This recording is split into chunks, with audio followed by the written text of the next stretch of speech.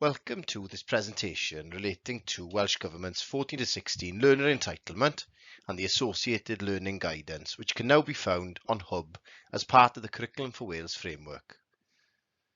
This presentation will provide some clarification and some ideas which could be used to stimulate conversation between school leaders around their curriculum design and provision for learners in years 10 and 11.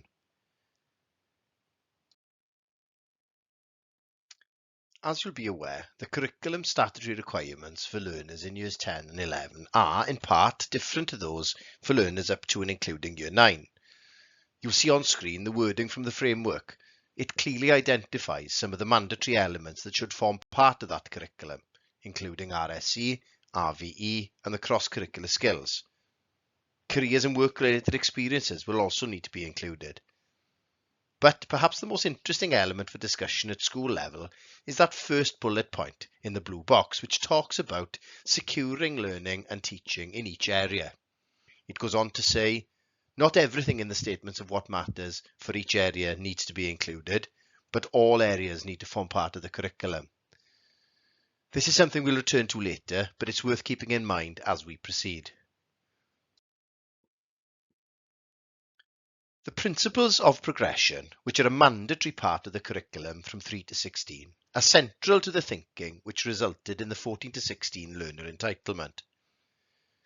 Within this visual, it attempts to illustrate this connection through colour so that schools can start to think about the relationship between those principles of progression and the learner entitlement. Now, this is not to oversimplify the principles of progression. They will continue to apply across all learning.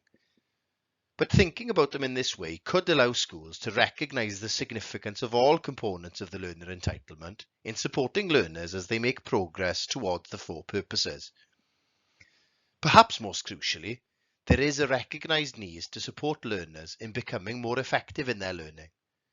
And in years 10 and 11, this will include their ability to self-regulate and reflect on their own learning and progress, whilst also actively preparing for post-16.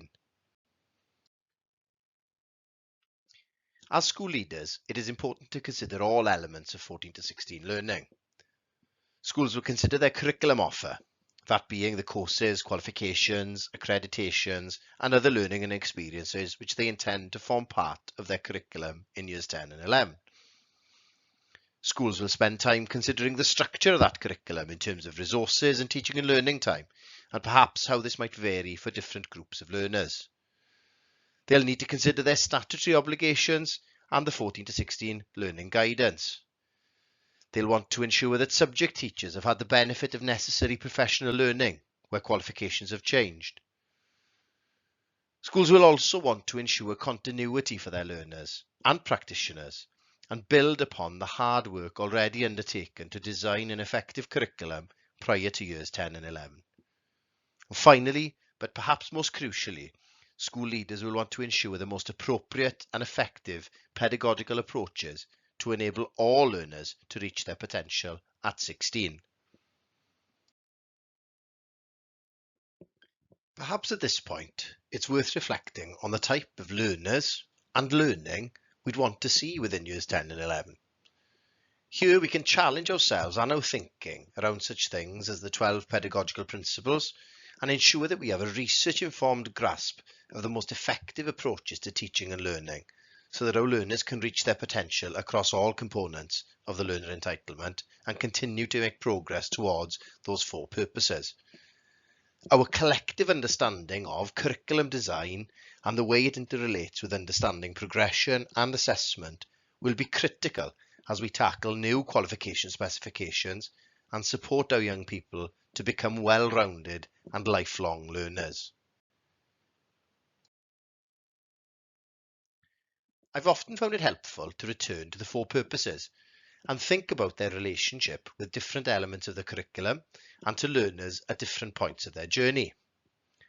Here you'll see some of the elements drawn from the bullet points that sit beneath those purposes, which might reflect the types of skills, characteristics and dispositions that we'd be really looking to see in those later years of secondary school. These are just examples, and there are many more you could add to the list, but I'm sure you'll agree that we'd feel very satisfied if a high proportion of our learners were demonstrating these aspects in their everyday lives after leaving us at 16 or 18.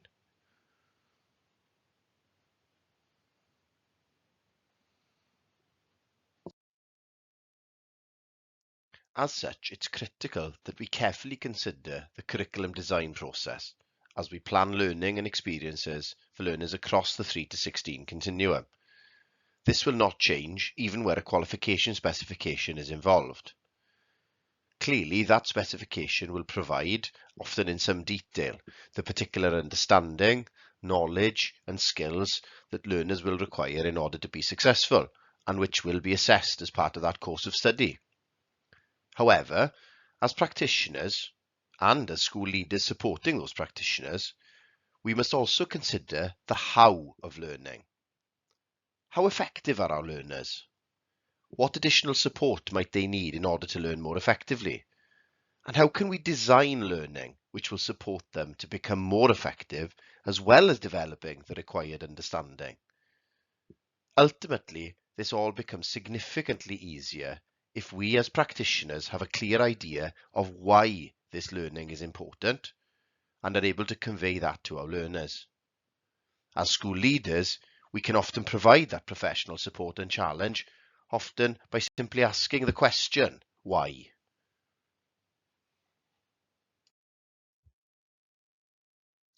At present, it feels like one of the biggest challenges for schools is to support learners in becoming effective at learning. Many school leaders in recent months and years have commented on a general lack of engagement with learning from both learners and their parents and carers. As such, ensuring a consistent whole school approach to improving learner effectiveness is likely to be something which many schools look to prioritise. In years 10 and 11, being an effective learner might look a little different to earlier years, as our young people begin to encounter external assessment and start to think about their future post-compulsory education. Supporting learners in developing those learning skills is something which schools will prioritise, and as such, it has been included as one of the 4 components of that learner entitlement. Over the last few months, Welsh Government has been working with a group of secondary school leaders and practitioners under the guidance of Dr. James Mannion to design a learner effectiveness programme for learners in years 10 and 11. This will offer a professional learning programme for schools to help them develop a school-wide understanding of how to support learners in this way.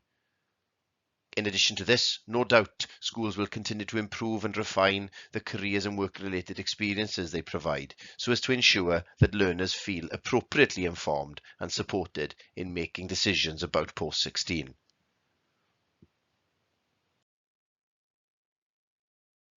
School leaders can use the components of the learner entitlement to think about the structure and organisation of their 14 to 16 curriculum. Here it's suggested that leaders spend some time considering Welsh Government's 14 to 16 learning guidance, which provides some detail as to the precise requirements for each of those components. It's through this process of understanding the whole of a school's offer for their young people that leaders can ensure they're satisfying their statutory obligations.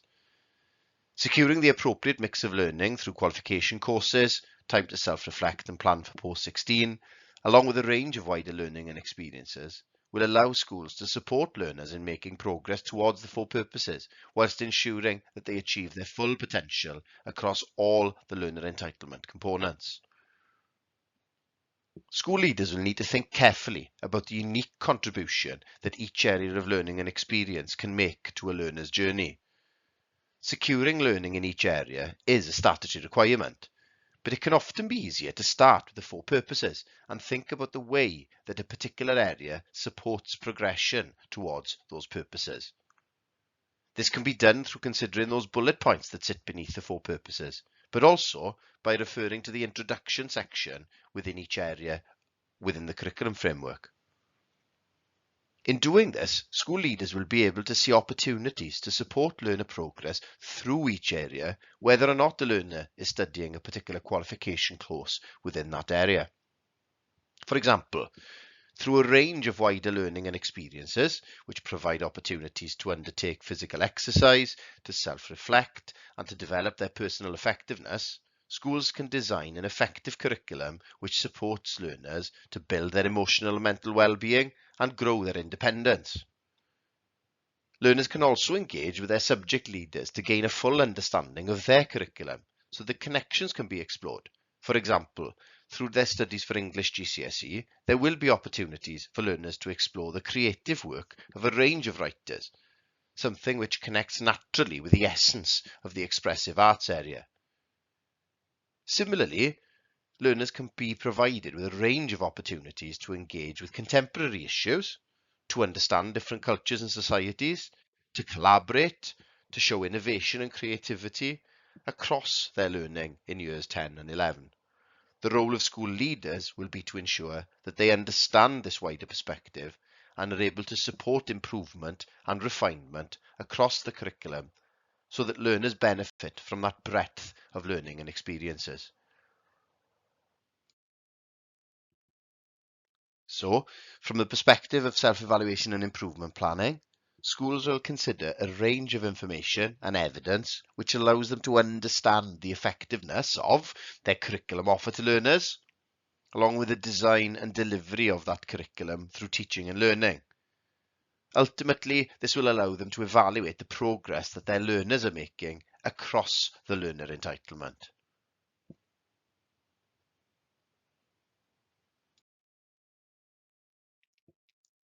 Schools will have their own approaches to evaluating the effectiveness of the factors that impact on learner progress, and here are some examples of the sorts of questions they might pose as part of that.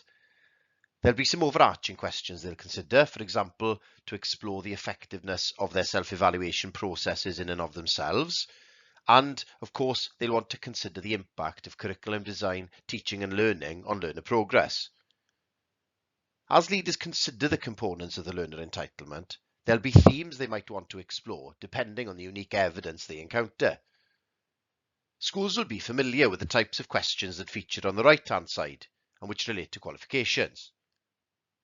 When it comes to evaluating the wider learning and experiences component and the learner effectiveness component, whilst these themes will be familiar to schools and will no doubt have been considered in the past, I suppose Welsh Government's new 14 to 16 learning guidance seeks to emphasise the significance of these aspects in the way that they will contribute to developing the whole learner, ensuring that they're progressing towards the four purposes and are best prepared for life post-16. As such, it'll be vital for schools to ensure their self-evaluation and improvement processes relate to all components of the learner entitlement.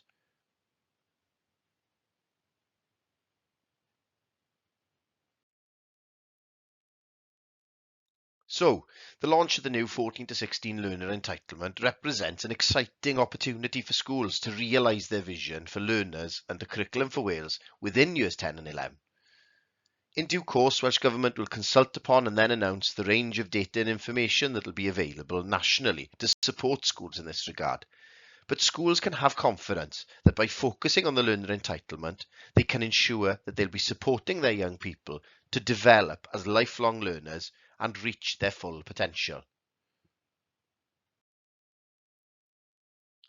We hope that you found this presentation useful and that it can now be used within schools to stimulate further discussion. Diolch yn fawr. Thank you.